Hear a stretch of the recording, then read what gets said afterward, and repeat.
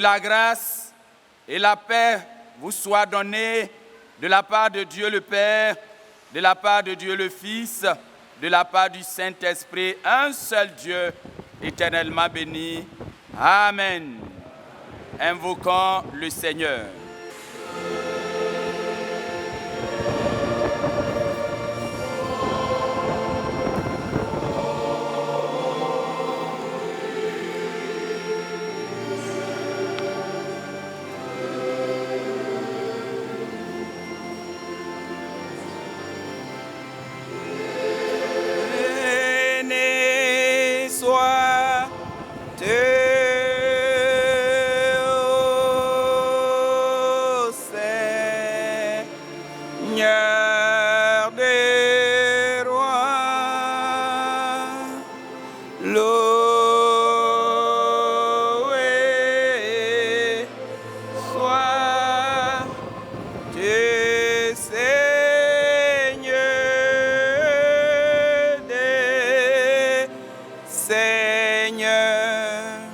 Je nous invite, peuple de Dieu, à revisiter nos vies et à nous humilier devant sa face. Que chacun de nous puisse se présenter à Dieu et demander que le Dieu Tout-Puissant ait compassion de lui.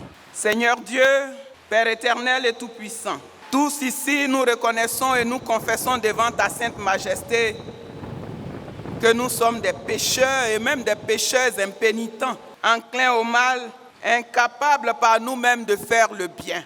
Nous transgressons tous les jours et de plusieurs manières tes saints commandements, attirant sur nous, par ton juste jugement, la condamnation et la mort. Cependant, nous savons que tu nous aimes et que tu pardonnes nos fautes quand nous te le demandons. Par ta grâce, pardonne-nous. Pardonne-nous d'agir comme des égoïstes. Pardonne-nous de ne pas aimer notre prochain comme tu le voudrais. Pardonne-nous de t'aimer si mal, d'attendre toujours tes services au lieu de nous mettre à ton service. Pardonne-nous, Seigneur, d'oublier que notre vrai bonheur est de t'aimer, de t'adorer et de te servir. Accorde-nous de désirer et de recevoir pleinement ton pardon pour qu'il nous procure la paix, la joie et la force. Qu'il te plaise d'augmenter notre foi.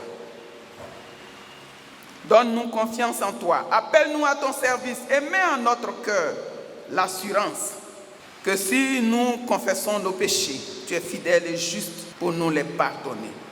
Nous te le demandons par Christ Jésus, notre Seigneur, notre Sauveur, notre Rédempteur. Amen.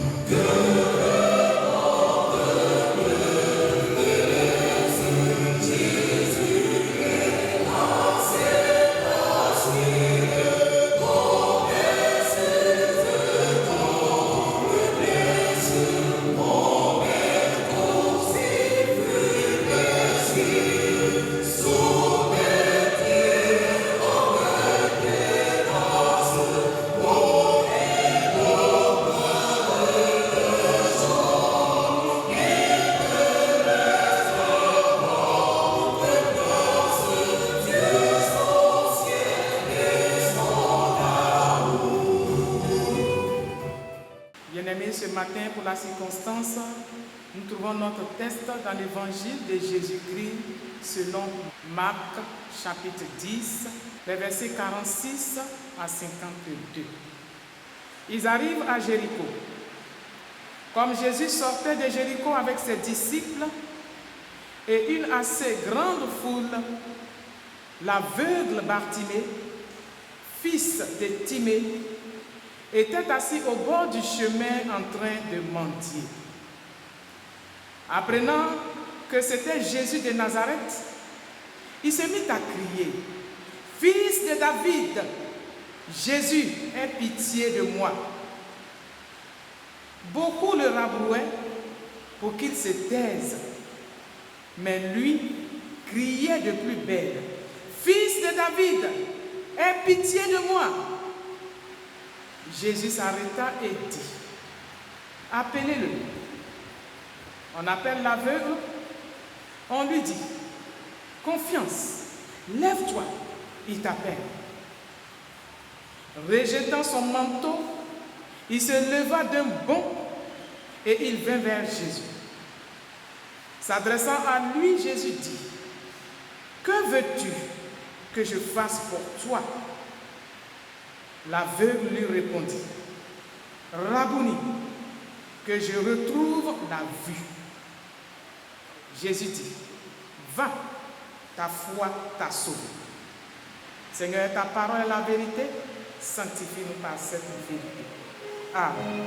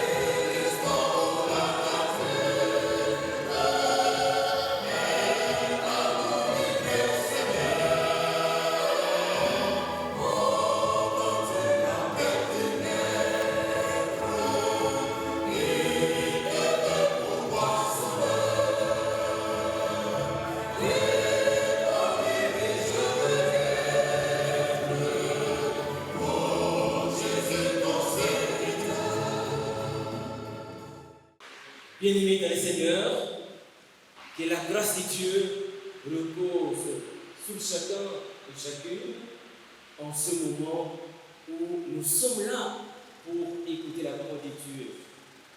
Alors, le texte que nous avons lu, nous avons déjà lu, peut-être entendu plusieurs fois, mais c'est un texte très intéressant, quelques versets, mais immensément riche. Lorsque vous ouvrez l'évangile de Marc au chapitre 10, vous lisez les versets 46 à 52, vous constatez que ce texte où il est question de la guérison de l'aveugle Bartimée, c'est un texte qui clôt le chapitre 10 et qui est suivi immédiatement du chapitre 11 où il est question de l'entrée triomphale de Jésus à Jérusalem. C'est très intéressant pour lecteur de voir qu'avant son entrée triomphale à Jérusalem, Jésus opère ce miracle. Marc 10, 46 et 52, c'est un miracle. Ce qui atteste ce quoi? Ce texte commence par le verset 46.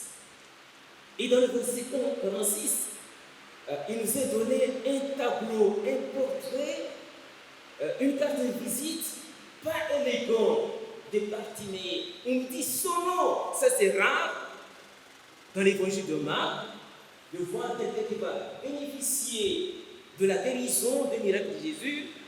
On dit et le miracle et on dit son nom. Ça montre que Bartimée n'est pas n'importe qui. parce que son nom nous est donné avec son appartenance familiale.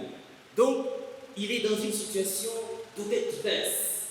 Il est aveugle, il est mendiant, il est assis au bord de la route. Ça veut dire que Bartimée était comme un colis que certains qui voyaient amener le matin, le poser là au bord de la route, et les soirs, on venait le récupérer comme un colis, on le ramenait à la maison. Ça, c'est le verset 56. Mais regardez le verset 52, tout va basculer dans le bon sens du terme, au contact avec Jésus. La vie de Bartimée va basculer parce que nous avons tout le contraire du verset 46.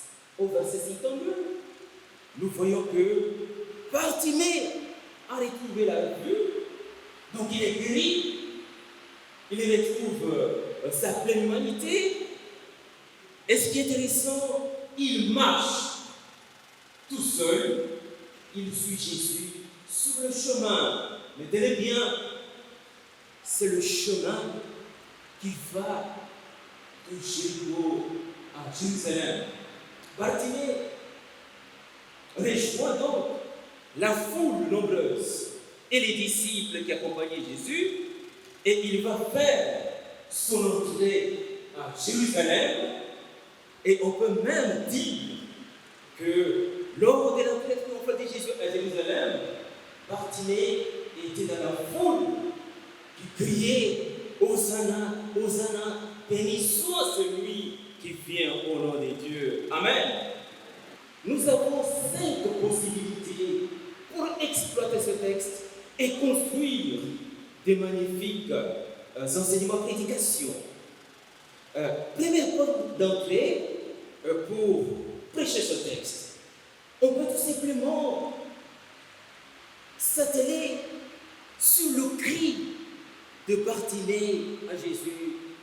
Fils de David, Jésus, aie pitié de moi. Bien sûr, l'appel que Jésus passe. Mais Bartimée va crier. On l'empêche, on lui demande de se taire. Il crie de plus belle. Son objectif, c'est de pouvoir se faire entendre par Jésus. Oui, il crie à Jésus. Ce cri-là nous montre que Bartimée n'était pas content de la situation qu'il vivait comme mendiant. Il y avait quelque chose en lui qu'il habitait, qu'on peut qualifier une flamme d'espérance, une aspiration au changement. Il attendait tout simplement la bonne occasion et il saisit cette occasion pour crier, dire sa détresse. On peut bien construire un enseignement parce qu'il faut continuer de dire notre détresse, de crier à Dieu. On se dirait ici que nous sommes dans cette époque de l'Ancien Testament où les psalmistes crient au Seigneur jusqu'à quand, jusqu'à quand, jusqu'à quand. Ils crient parce qu'ils savent que Dieu n'est pas sourd. Il entend. Il exaucera certainement. Amen. On peut exploiter cette piste. C'est la première piste pour prêcher ce texte et en tirer de mes conclusions. Deuxième piste pour exploiter ce texte, c'est l'attitude de Jésus. Il est interpellé par le cri de Bartimée. Le texte nous dit Jésus va s'arrêter. Ça, c'est capital. Bartimée a crié au point d'immobiliser Jésus, qui est à un tournant capital. Il doit aller à Jérusalem pour la mort et la résurrection, le salut de l'humanité. Mais ce Jésus-là va s'arrêter. Mais interrogeons-nous, il s'arrête pour qui? Il s'arrête pour Bartimée. Selon les standards du monde, il n'est pas triste. Mais Jésus marque un arrêt pour lui. Il marque un arrêt là où les gens mettaient des barrières. Il va s'arrêter pour ouvrir les barrages et accéder. Cet arrêt de Jésus est très significatif. Cela peut nous aider à comprendre la valeur, le prix de chacun de nous devant Dieu. Chacun compte beaucoup pour celui de Jésus. Quel que soit le rang social, Jésus s'arrête pour Bartimée. Cela nous montre que Jésus est sensible à Bartimée. Il est attentif. Bartimée compte beaucoup aux yeux de Jésus. Quand bien même la foule et les disciples le rejettent, le méprisent, Jésus s'arrête pour Bartimée. Peut-être, dans le prolongement de l'enseignement, on peut dire un jour, Jésus marquera un arrêt pour moi. J'ai tellement crié ma souffrance et que j'ai l'impression que rien ne bouge, rien ne change. Peut-être nous avons cessé de prier, mais en abordant ce texte sous cet angle, on garde la flamme de l'espérance qu'un jour, le Seigneur marquera un arrêt pour moi, et ce jour-là, ce sera le jour de mon jour. Mais, troisième possibilité pour prêcher ce texte, c'est de voir que Jésus s'est arrêté. C'est-à-dire qu'il comprend les événements, il va s'adresser à la foule qui disait à Bartimée, tais-toi, tais-toi. Et à ses disciples, il va dire, appelle-le. Ils vont aller vers Bartimée. Ceux-là qui disaient, tais-toi, tais-toi, ils vont dire, confiance, Bartimée, lève-toi, Jésus t'appelle. Amen. Il y a un renversement ici. Ceux qui ont péché changent le paradigme et deviennent ceux qui marchent. On peut bien exploiter cette piste pour prêcher sur ce texte qui nous montre la transformation, le changement, le volte-face de ceux qui méprisaient hier, mais qui sont prêts à entrer dans la vision de Jésus pour considérer Bartimée. Quatrième possibilité pour étudier ce texte, c'est la parole de Jésus. Lorsque Jésus rencontre Bartimée, il lui demande, que veux-tu que je fasse? Bartimée va exprimer son besoin. Jésus va prononcer une parole, mais une parole puissante, une parole qui va impacter Bartimée. Il va lui dire, va, Bartimée, ta foi t'a sauvé. Ici, sauver, ça vient de même verbe grec, sozo, sauver, guérir. Va, ta foi t'a guéri. Cette parole, c'est une parole créatrice. Parce qu'on voit l'impact de cette parole sur Bartimée, immédiatement, nous avons juste après, aussitôt, selon le texte, il retrouva la vue. Jésus prononce une parole et aussitôt, Bartimée est guéri. C'est la puissance de la parole de Dieu. On peut bien exploiter cette piste. Dans le monde d'aujourd'hui, où il y a beaucoup de chrétiens qui courent les miracles, qui courent derrière les prophètes, parce qu'ils ont besoin de miracles, en oubliant que là où la parole de Dieu est proclamée, en vérité, il y a des miracles, il y a des guérisons, il y a des délivrances. Amen. Le plus important, c'est l'écoute de la parole. Parce que la parole appelle à l'existence ce qui n'existe pas. Donc on peut exploiter cette piste, riche, construire une prédication fabuleuse pour le peuple des dieux. Dernière piste, la foi de Bartimée. On peut lâcher ce texte en mettant l'accent sur la foi de Bartimée. Jésus dit, va, ta foi t'a sauvé, parce que c'est sur la base de la foi de Bartimée que Jésus opère le miracle. Alors, en tant qu'électeur de ce texte, on peut se demander qu'est-ce que la foi de Bartimée? La foi de Bartimée est à chercher non pas en dehors de ce texte, mais à l'intérieur de ce texte.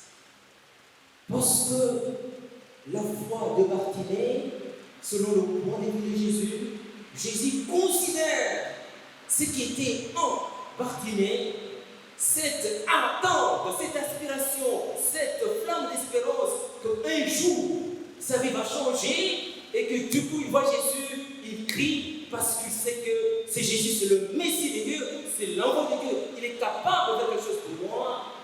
Et lorsqu'on lui dit tais-toi, tais-toi, lui il crie de plus belle, fils de Dieu, il résiste, il s'obstine. Il arrive jusqu'à se faire entendre. Voilà la foi de Bartimée. Je laisse les pointillés. Si on prend cet angle, on peut continuer pour découvrir la foi de Bartimée. Et on verra que sans la foi, on ne peut pas accéder aux bénédictions de Dieu. Cela veut dire qu'au lieu de courir des grands prophètes, au lieu d'aller chercher de miracles partout, il faut croire à la parole de Dieu. Croire que Dieu est capable de faire quelque chose pour moi, comme je peux citer ce texte en Jean 11, où Jésus va dire: n'ai-je pas dit que si tu crois, tu verras la gloire de Dieu. Donc, dans un monde où les gens cherchent à voir la gloire de Dieu sans croire, il faut renverser les étapes. Croire pour voir la gloire de qui? La gloire de qui? Est-ce qu'on peut l'acclamer très fort?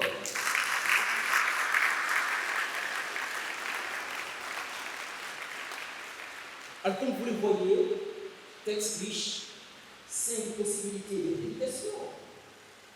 Mais je suis contraint, par notre contexte de ce matin, après 3 années de formation, Lista a achevé sa mission au moment où Lista est prête à passer la main à l'Église.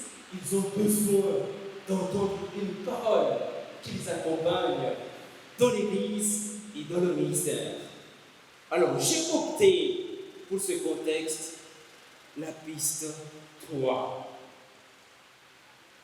Cette piste 3 nous montre effectivement que Jésus s'est arrêté, il a donné l'ordre qu'on fasse venir Bartimée à lui, appelle-le, et puis on voit le changement de la part de ceux qui s'opposaient et qui obéissent à l'ordre de Jésus. Cette piste me paraît intéressante avec cette parole dont ils sont porteurs. Confiance, lève-toi, Jésus t'appelle. Confiance, lève-toi, Jésus t'appelle. 3 mots.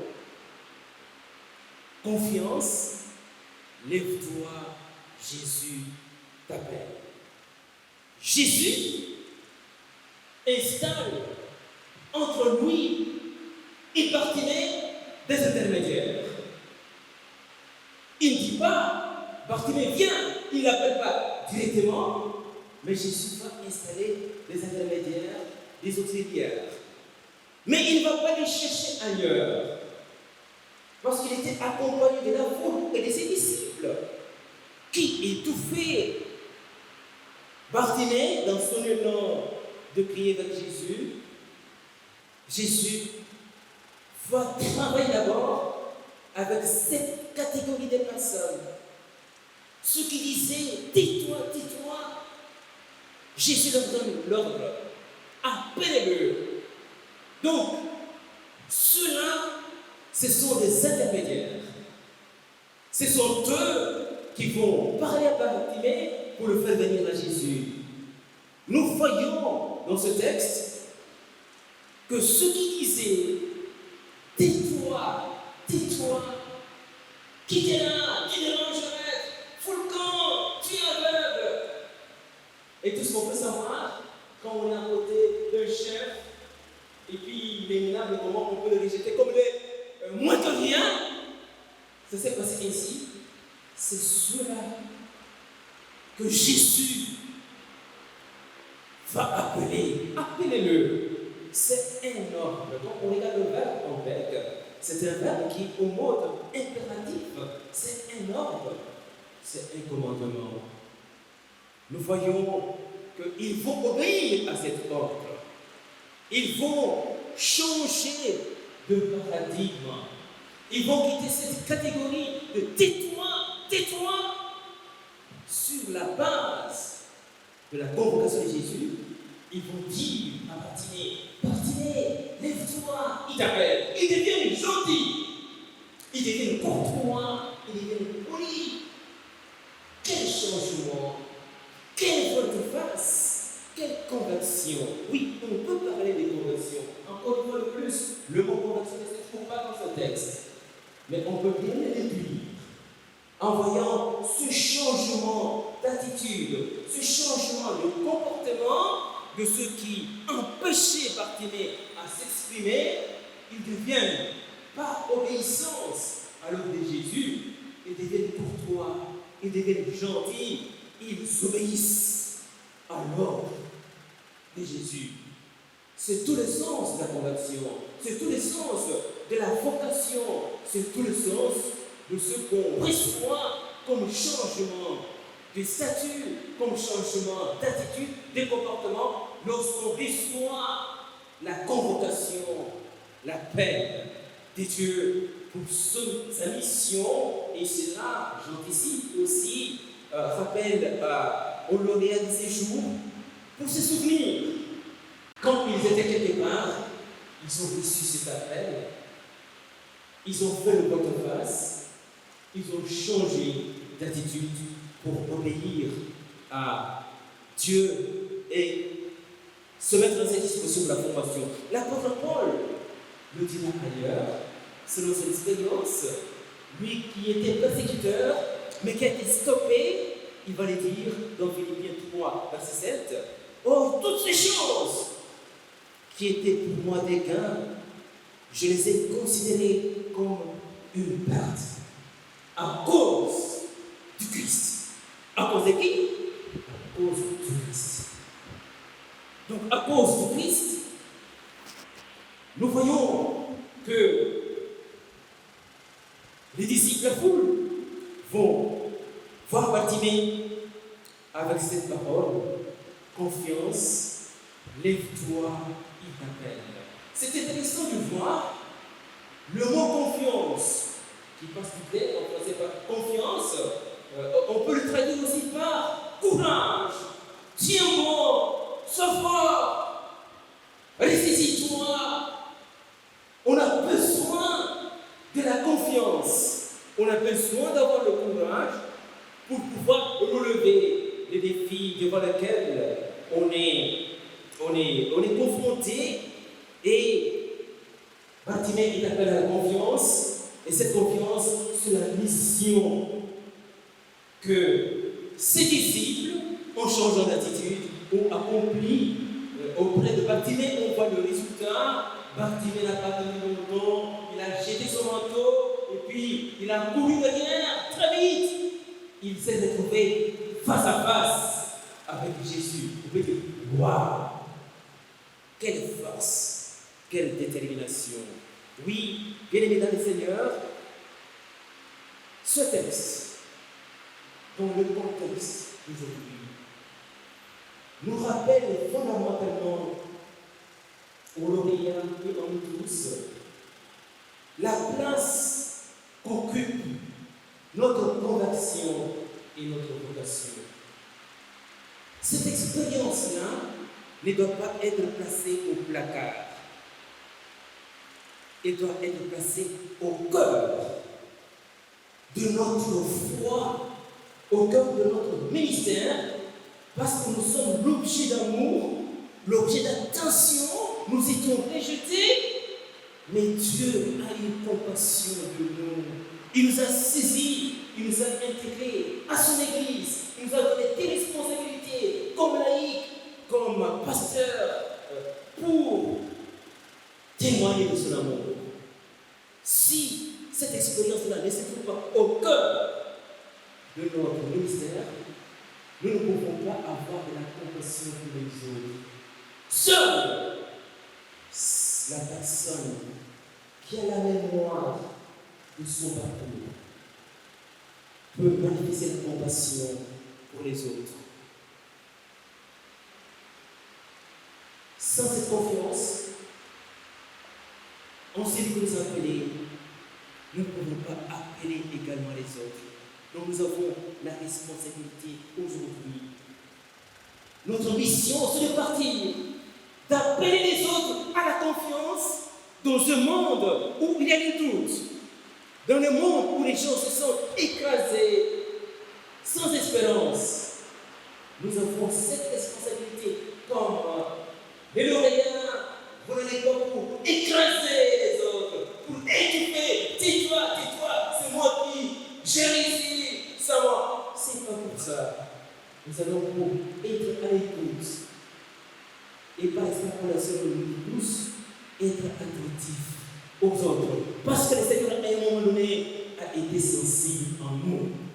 Si nous avons un cœur dur vis-à-vis des autres, imaginez-vous que Dieu avait un cœur dur à notre égard. Nous sommes appelés, frères et sœurs, à aller dans ce monde pour appeler à la confiance, pour appeler au courage, parce qu'il y a énormément de choses qui troublent les gens. Il y a des gens qui ne crient plus leur colère à Dieu parce qu'ils sont déçus, l'attente est bien longue, mais ils sont là, ils crient. Mais ils ont besoin de personnes qui les amènent à Jésus. Jésus qui restaure, Jésus qui sauve, Jésus qui libère, Jésus qui ne laisse jamais tomber. Nous les chantons aussi bien dans 2 mouvements. Je cite le tout dernier paragraphe que j'ai personnellement. Ô Seigneur, j'ai mis en toi ma confiance, que je ne sois jamais confondu.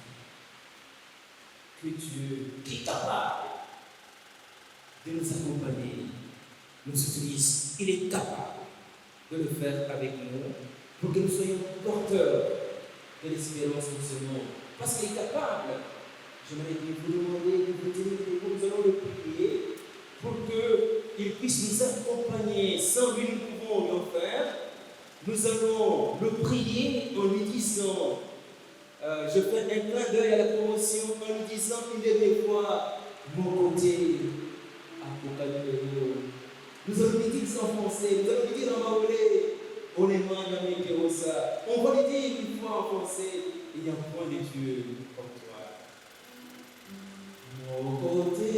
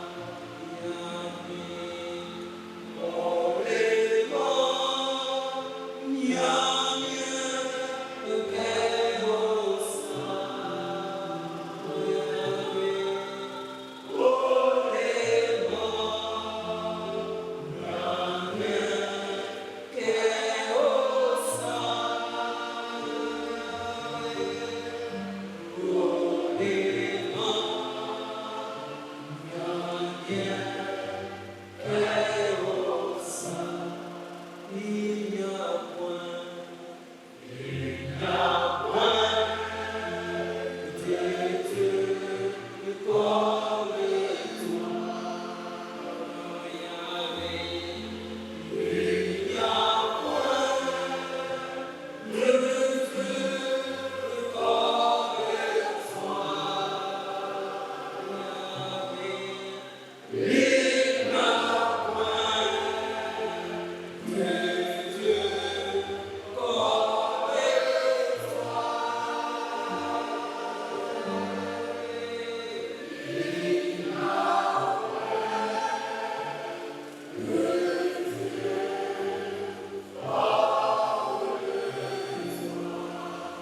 dans cette position, nous allons sauver nos vies. Nous avons peut-être été des empêcheurs, ceux qui posent des obstacles à l'épanouissement des autres lorsqu'ils crient leur indignation. Le moment est là pour nous rebondir. Demandez pardon au Seigneur et lui demander de nous aider à suivre le modèle de leadership de Jésus qui s'est arrêté pour Bartimée, qui nous donne cette possibilité d'être des instruments pour nous arrêter tous les autres et aider les autres à s'épanouir dans ce monde. Prions Dieu.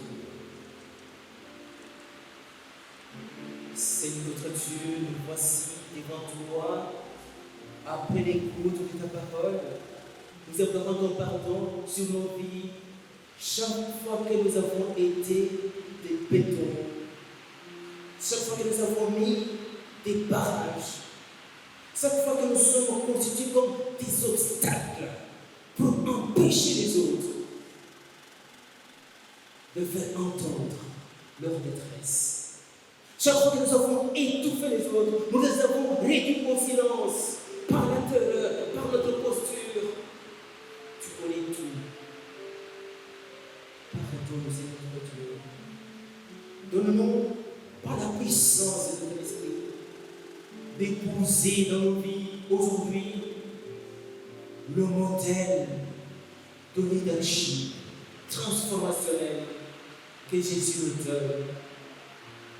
Nous arrêter pour les autres, manifester l'écoute, l'attention, la compassion, pour que les autres deviennent pleinement humains, parce qu'ils sont image de toi, Dieu vrai, créateur du ciel et de la terre. Accompagne-nous dans cette dynamique pour construire un monde meilleur, un monde où les droits de l'homme avec âge sont respectés, un monde de justice, un monde de vérité, un monde de fraternité, un monde de solidarité, un monde d'amour. En attendant, tous les tours, parce qu'à tous les tours, chacun et chacune rendra compte.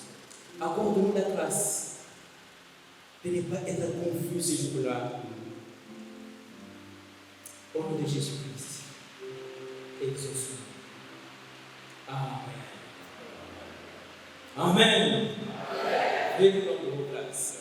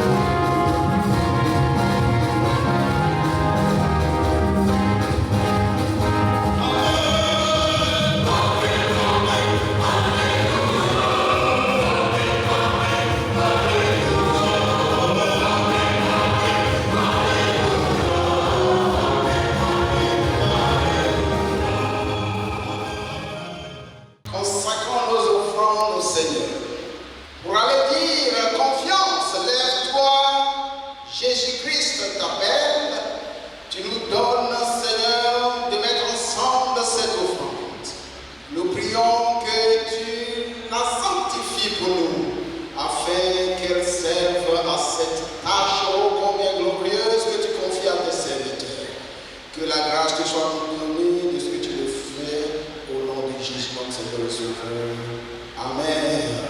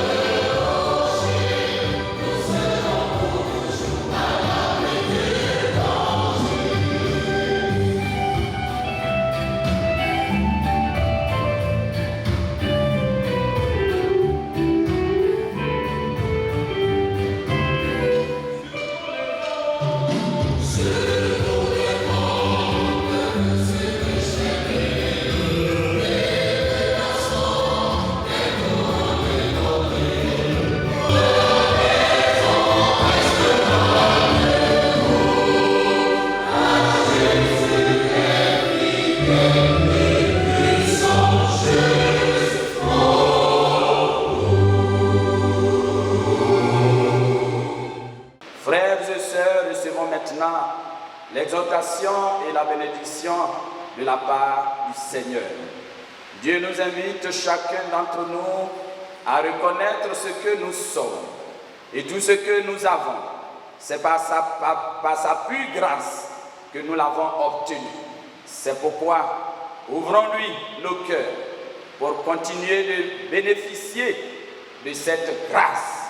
Si l'autre a crié pour se faire entendre, pour obtenir le résultat, nous aussi, nous sommes appelés à crier, à persévérer, à lui faire confiance pour obtenir des résultats satisfaisants. De l'Éternel, recevons cette bénédiction. Que l'Éternel vous bénisse, qu'il vous garde, que l'Éternel fasse lui sa face sur vous, qu'il vous fortifie, que l'Éternel vous accompagne en toutes circonstances, que l'Éternel tourne sa face vers vous et qu'il vous donne sa paix et sa joie d'éternité en éternité par Jésus-Christ notre Seigneur. Amen.